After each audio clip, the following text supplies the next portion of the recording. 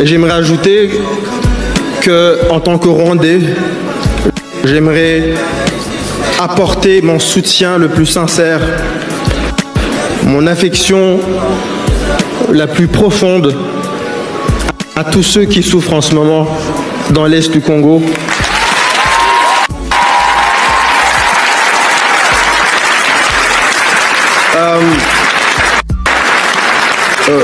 La ville de Goma est une ville qui m'est chère parce que c'est la première ville à m'avoir accueilli quand j'ai quitté le Rwanda. Il y a ces pouvoirs qui veulent nous prêter des combats qui ne nous appartiennent pas. Et je vous implore, je vous demande de rester patient. Ces pouvoirs ont ce talent-là, mais nous, en tant qu'artistes, on a aussi un autre talent, c'est celui de l'amour. Et j'aimerais ajouter Cornelius Nyungura, parce qu'on vient de loin. L'artiste rwando-canadien s'est exprimé. Il était mon affection hier, avant-hier en France, donc c'était mardi, et il a profité de l'occasion pour exprimer son soutien le plus sincère et son affection la plus profonde. La ville de Goma est une ville qui m'est chère parce que c'est la première ville à m'avoir accueilli quand j'ai quitté le Rwanda. Il y a ces pouvoirs qui veulent nous prêter des combats qui ne nous appartiennent pas.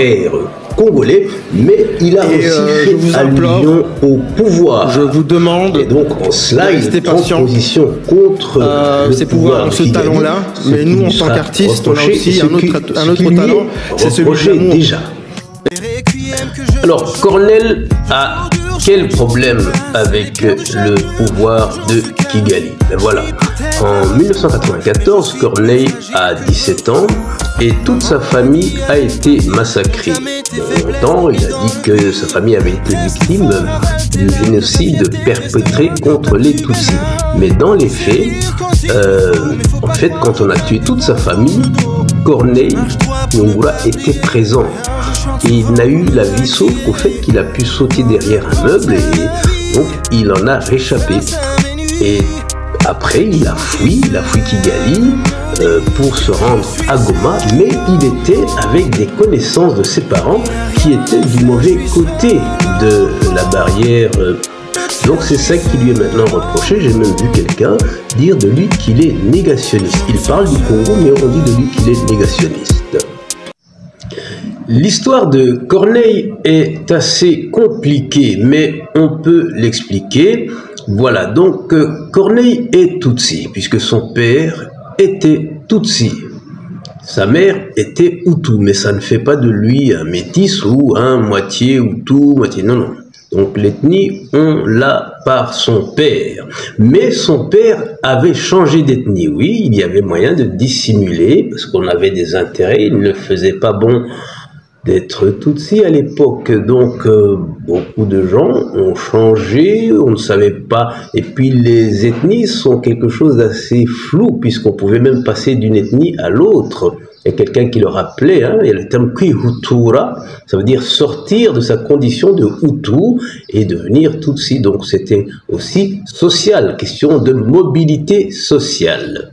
Pendant longtemps, Corneille a expliqué qu'il n'allait pas au Rwanda en raison du traumatisme, parce qu'il y avait perdu ses parents, sa famille, toute sa famille dans le génocide contre les Tutsis. Pendant bien 15-20 ans, il a dit ça. Et puis un jour, il a dit non, je ne vais pas au Rwanda parce qu'on y a tué toute ma famille. Et en fait, lui, il était, comme je l'ai dit, présent sur le lieu du drame.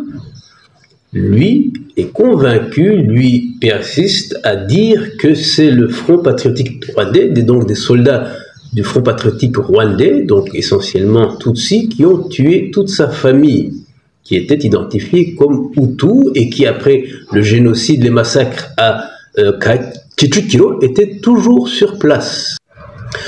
Ce matin-là, j'écoutais un jeune homme expliquer les circonstances dans lesquelles la famille Nyungura a été tuée. Ces circonstances ont été expliquées par Corneille lui-même. Il dit qu'en fait, ils avaient recueilli un survivant d'un massacre, un enfant qui avait survécu au massacre chez des voisins, et les assaillants, ceux qui les avaient, qui étaient rentrés chez eux armés, hein, ont demandé s'ils cachaient quelqu'un ou s'il y avait quelque chose, et ils auraient indiqué qu'ils avaient recueilli un petit enfant Tutsi rescapé des massacres à Kichukiro. Et donc, les personnes qui étaient là avaient compris que c'était des extrémistes qui leur livraient un enfant Tutsi, et c'est comme ça que le massacre a été commis, pour cette raison-là.